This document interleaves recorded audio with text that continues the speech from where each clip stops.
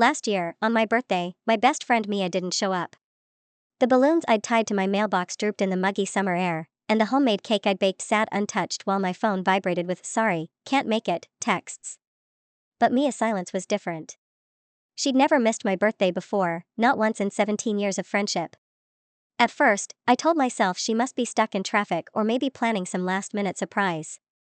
But as the sun set and the last of my other friends left, her absence hollowed out something inside me. I called her 3 times that night. Each one went straight to voicemail. We haven't spoken since. If I'm honest, I've replayed that day in my head 100 times, looking for some clue. Mia was the kind of friend who always remembered my favorite songs and could tell I was upset just by the way I tied my shoelaces. She was impulsive, with a laugh that made strangers glance over and smile. I was quieter, more cautious. She said I worried too much. I said she never thought things through. If we had a fight, it was forgotten the next day. But this time, the silence stretched longer. I started to wonder if maybe I'd missed something big, something that made her want to disappear. This year, my birthday feels more like a hurdle than a celebration. I wake up to gray light filtering through my curtains and the sound of my mom in the kitchen, humming off-key as she fries eggs. The apartment smells like burnt toast and lemon-scented cleaner. No texts from Mia, or anyone else, just a couple of Facebook notifications and an automated email from my dentist wishing me a happy birthday. I shuffle into the living room, dragging my blanket behind me, and think about how birthdays used to feel, like something magical could happen at any moment. I'm halfway through a bowl of stale cereal when the doorbell rings. The sound is so sudden it makes me flinch and spill milk down my t-shirt. I wipe it off and pad over to the door, expecting maybe a neighbor or a delivery for my mom. But when I open it, there's just a plain brown box sitting on the welcome mat. No courier in sight. It's about the size of a shoebox, taped neatly shut. What makes my heart stumble isn't the package itself, it's the label. My name, written in my own handwriting. I pick it up and turn it over in my hands. There's a note taped to the top, folded in half. The paper feels thick, almost waxy, between my fingers. My name is written again, followed by 5 words that make my scalp prickle. From you, 1 year ahead. I say it out loud, half laughing. What the hell? The sound bounces off the empty hallway, too loud, too nervous. For a second, I wonder if this is Mia's idea of a joke. But she'd always gone for the extravagant: balloons, scavenger hunts, homemade cards with glitter glue. Never something this serious. The handwriting is mine, though. I recognize the way I loop my Y's and press too hard on the downstrokes. My breath fogs the edge of the box as I stare at it, trying to make sense of the impossible. I set it on the kitchen table and just look at it. The box radiates an odd, magnetic pull. My hands hover above the lid, but I don't open it. Not yet. The room feels suddenly smaller, quieter. Even the refrigerator's hum seems to fade. My mind spins. Did I send this to myself? Is this some elaborate prank? I check the postmark, there isn't one. No return address, just my name, my handwriting, and that note. I sit down, running my thumb over the crease in the paper. Memories of Mia rush in, her racing me down the halls at school, daring me to sneak into the auditorium after hours, the last voicemail she left me. Her voice had been shaky, almost apologetic. Hey, I know you're probably mad, but I just need some time. Please don't hate me, okay? I never called her back. Now, with this package in front of me, I wonder if I should have. What if this is her way of reaching out? Or, worse, what if it's not from her at all? The air feels thick, my ears ringing with questions. I squeeze my eyes shut and count to 5. When I open them, the box is still there, stubbornly real. I press my fingertips to the seam of the tape, heart pounding, and ask the empty room, should I open it? The silence feels like it's holding its breath, waiting for my answer. The box sat on my kitchen table for a full hour before I worked up the nerve to open it. The cardboard felt oddly heavy in my hands, colder than it should have been from the walk up my porch. I kept running my thumb over the label, tracing the swoop of my own handwriting on the front. I'd written my name 1,000 times, but never like this, clean, sure, and with a weird old-fashioned flourish I hadn't used since junior high. I grabbed the scissors, sliced the tape, and peeled back the flaps. The first thing I saw was a folded letter, creamy paper that looked like it belonged in a period drama. My stomach dropped. The scent of lavender drifted up, sharp and familiar, making me dizzy with memory. I set the letter aside, hands trembling, and pulled out the small box underneath. Blue velvet, scuffed along the edges. My heart hammered. I knew that box. I'd lost it when I was 10 years old, at the park by the duck pond. I opened the lid gingerly, half expecting it to be empty, but there it was, the locket. It was heart-shaped, tarnished silver, a tiny dent on the back where I dropped it that day. My initials were still scratched crudely into the clasp, but the chain had been replaced. I pressed my finger to the dent, and the world spun sideways for a second, then steadied. I stared at the locket, barely breathing. How is this possible? I whispered. My voice sounded too loud in the quiet kitchen. The hum of the fridge and the far-off rush of cars outside felt suddenly unreal. The letter felt heavy in my hands when I unfolded it. The handwriting matched the label. My handwriting, but older, a little slanted, more tired. I read aloud, voice shaking. If you're reading this, you've already made a choice, just not the one you think. Today you have a chance to change everything. Don't ignore this. Reach out to Mia before it's too late. My vision blurred for a second. I skimmed to the bottom. It was signed, with hope, your future self. I sat back, heart pounding in my ears. My skin tingled as if I were standing on the edge of something dangerous, or miraculous. The words seemed to vibrate off the page, before it's too late. What did that even mean? I hadn't spoken to Mia in almost a year, not since my last birthday. I'd replayed that night 100 times, every cruel word, every moment I could have fixed if I'd just swallowed my pride. The locket's metallic coolness pressed into my palm, and I squeezed it tight, trying to anchor myself. The lavender scent grew stronger, mingling with the faint copper tang of my own sweat. My mind reeled back, years ago, summer sunlight flashing off the pond, Mia's laugh echoing through the trees. We were 9, maybe 10, and inseparable. That locket had been our secret. We'd made a pact: if either of us ever needed help, we'd leave the locket somewhere only the other would find it, a secret signal. We both wore matching ones, and I lost mine the day her parents announced they were moving away. I never found it again. Until now. I could almost hear Mia's voice. It's just a locket, but it means we're sisters, no matter what. She'd grinned, green eyes bright, freckles dancing across her nose. She always smelled like lavender from her mom's garden. But last year, everything fell apart. My birthday party, all the people, the cake, the anticipation, and an empty chair. I waited for her, checking my phone every 5 minutes. She never showed. I called, left a voicemail, something brittle in my throat. The next day, she sent a text, sorry. Things got complicated. I never replied. Later, I saw her tagged in photos from another party that same night, a different friend group, a different world. We'd fought over text, words sharp as glass, and after that, silence. I blinked, forcing myself back to the present. The locket still lay in my palm, glinting in the kitchen light. My phone buzzed on the counter, startling me. I jumped, heart leaping, but it was just a calendar notification: birthday dinner with Dad, 6 p.m. The world felt absurdly ordinary. I picked up the letter again, reading more slowly this time, looking for clues. You know what you're about to do, it said, and you know why it's wrong. Don't let pride make you lonely. Reach out to Mia today, before you can't. Was this some kind of prank? But who would go through all this trouble? How did they find the locket? And how could it possibly be in my own handwriting? I shoved the letter into my hoodie pocket and opened my Photos app. My fingers twitched as I scrolled through old pictures: sunburned cheeks, ice cream smeared on chins, Mia's arms slung across my shoulders. There was one of us in matching pajamas, holding up our lockets, grinning at the camera. I zoomed in on the charm around my neck, the same one now sitting in my palm. My heart twisted. I flicked over to our last texts. Months of silence, then the blow-up last year. I scrolled back, reading the angry words, the half apologies that went nowhere. Should I call her? Would she even answer? A gust of wind rattled the kitchen window, making me shiver. I got up and paced, the old hardwood cold under my bare feet. The clock on the microwave blinked 2:47 p.m. If I was going to do anything, it had to be soon. I started to type a message: hey, Mia. Weird question, but do you remember the locket we had as kids? Then deleted it. Too random. I tried again: I got a package today. It made me think of you. Delete. My fingers hovered, paralyzed. I set the phone down and stepped outside for air.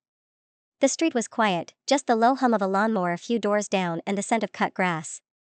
I watched a pair of sparrows dart across the power line and thought about fate, about chances you don't get back. I wandered back inside and opened a box of old birthday cards, rifling through glittery covers and faded messages. One from Mia, written in purple gel pen, to my best friend, happy birthday. Sisters forever, pact or no pact. I smiled, then caught myself. My phone chimed, a notification from Instagram. Someone I barely knew had posted a story. I almost ignored it, but the thumbnail caught my eye, Mia's face, laughing in the background at a coffee shop I recognized. She was here, in town, today. My breath caught. Of all the days for her to show up in my feed. Coincidence? Or was the letter right? I stared at the screen, heart pounding. I swiped up, watching the story. Mia's hair was shorter, but she looked the same, nervous energy, hands fluttering as she talked. She was with someone I didn't recognize, but the caption read, Reunion Day, never too late for old friends. My chest tightened. I hesitated, then clicked through her profile. No recent posts. I checked her bio, no phone number, but her old email was still there. Should I message her? The letter's warning echoed, before it's too late. I started a draft, hey, Mia. Saw you're in town. Happy birthday, by the way. Can we talk? My thumb hovered over send. My heart jackhammered. What if she ignored me? What if she'd moved on, like those photos from last year? A shiver crawled up my spine, and I closed my eyes, inhaling the lavender still clinging to my hoodie from the letter. I sat, staring at the locket on the table. I ran my thumb over the initials, feeling the groove of each letter, the roughness where I'd scratched too hard, too young to know any better. I got up to make tea, needing something to do with my hands. As the kettle hissed, I caught a flash of color outside, the mail truck, pulling away. I peered out the window and spotted another envelope, half hidden in the hedge. Weird. I stepped outside, feet crunching on the gravel path. The envelope was addressed to my neighbor, but what caught my eye was the sticker on the back, a lavender sprig, almost identical to the ones Mia and I used to press in our diaries. My heart thudded. Another coincidence? I took it inside, adding it to the growing pile of strange signs. The kettle screamed, and I poured the tea, hands shaking. I sat back down at the table, locket in one hand, mug in the other, and tried to sort out what I was feeling. Fear, mostly, of being hurt again, of reaching out only to be rejected. I thought about the party last year, the empty chair, the texts I never sent. What if the letter was right? What if I was about to make another mistake, one I couldn't fix? I looked at the clock. 3:18 p.m. If I was going to reach out, it had to be now. I picked up my phone and dialed her old number before I could think twice. It rang, once, twice, 3 times. My stomach twisted. Then, hello? Mia's voice, uncertain, older but unmistakable. I froze. My throat closed up. The locket felt like it was burning in my palm. Hey, I managed, my voice barely above a whisper. There was a pause. Is that you? She said, her voice soft, cautious, like she wasn't sure if she wanted the answer. I hesitated, heart thudding. Yeah. It's me. The silence stretched, taut as a wire. I didn't think I'd hear from you, she said finally. There was something in her tone, relief, maybe, or regret. I got something weird today, I said, forcing myself to keep going. A package. With the locket. The line was quiet. I could hear her breathing, a faint crackle. The locket, she echoed, like she couldn't believe it. Yeah. And a letter. It said, I faltered, suddenly unsure how much to reveal. It said I should talk to you. Today. She laughed, shaky and surprised. That's kind of spooky. I was just thinking about you. I almost messaged, but, she trailed off. But what? I asked, my pulse roaring in my ears. I didn't know if you wanted to hear from me. After last year. I swallowed hard. I wanted to. I just didn't know how. The kettle clicked off behind me, the sudden silence pressing in. The lavender scent seemed to swell, filling the kitchen. Can we meet? She asked, voice barely above a whisper. I closed my eyes, feeling the locket's weight, the letter's warning echoing in my mind. Yeah, I said. Let's. And as I hung up, I realized, for the first time all day, I was actually scared, but also, hopeful. But I still didn't know what the letter meant about before it's too late. And as I got ready to leave, I wondered, what if I was already too late? My thumb hovered over Mia's contact for at least a full minute. The locket sat heavy in my palm, its cold metal pressing into my skin, like it was waiting for me to finally do something. And then, before I could talk myself out of it, I hit call. Each ring seemed to echo with everything unsaid between us until, on the fourth ring, she answered. Hello? Her voice was small. Cautious, like she'd been expecting a wrong number. Hey. Mia, it's me. I got your old number from our group chat. My own voice cracked in a way I hated. Do you have a minute? There was a pause, and I could hear her breathing softly on the other end, like she was weighing whether to hang up. Yeah. I've got time. I took a shaky breath. I know it's been a while. But something happened, and I just needed to talk to you. About last year. She was silent for a long moment. I could hear the faint hum of a ceiling fan in her background. I thought you'd never call, she said, barely above a whisper. Before I lost my nerve, I blurted it out. Why didn't you come to my birthday? I waited for you. I thought maybe you just didn't care. There was a sound, like she was setting down a mug. I did care. I wanted to be there more than anything. But that morning, I got a call from my dad's caretaker. He'd had a stroke. I spent the whole night at the hospital. Her voice broke. I didn't know how to tell you. It felt like my world was falling apart and I just shut down. All the anger I'd been holding on to started to unravel. Mia, I'm so sorry. I had no idea. I should have called, she said. But every day that passed, it just got harder. I thought you hated me. I squeezed the locket, the edges digging into my palm. I missed you. Even after everything. I got something today, a package, actually. From my future self, apparently. I tried to laugh, but it came out wobbly. It made me realize how stupid I'd been. And that maybe it's not too late. She actually laughed then, a nervous, watery sound. From the future, huh? What did you send yourself? Lottery numbers? Not exactly, I said. A locket. The one you gave me in middle school. And a letter that saw right through me. I hesitated. Do you want to meet? For a second, I thought she might refuse. But then, yeah. I really do. We picked a cafe halfway between our apartments. The next afternoon, I walked in and spotted her immediately, tucked in a corner booth with her old denim jacket and that familiar nervous smile. As I slid into the seat, she bit her lip. I brought you something, she said, and slid a small wrapped box across the table. I stared. We're doing this again? She grinned, just a little. I never got to give you your real birthday present. I handed her the locket, watching her eyes widen. I think this belongs to both of us, I said. She opened her box. Inside was a tiny photo album, filled with pictures of us through the years. The last page was blank. For new memories, she whispered. I pressed the locket into her palm. I think my future self wanted me to remember what matters. Not regrets, just the people who stick with you, even when it's messy. We sat there for a long time, just talking, laughing, apologizing for all the ways we'd both been scared. When I finally stood to leave, the locket felt warm for the first time in years. Walking home, I thought about the package. Maybe it really had come from the future, or maybe it was just the universe's way of nudging me toward the conversation I'd been avoiding. Either way, I realized forgiveness isn't about erasing the past.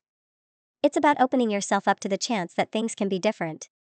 And that sometimes, the strangest gifts come at exactly the right moment, not to change your fate, but to give you the courage to try.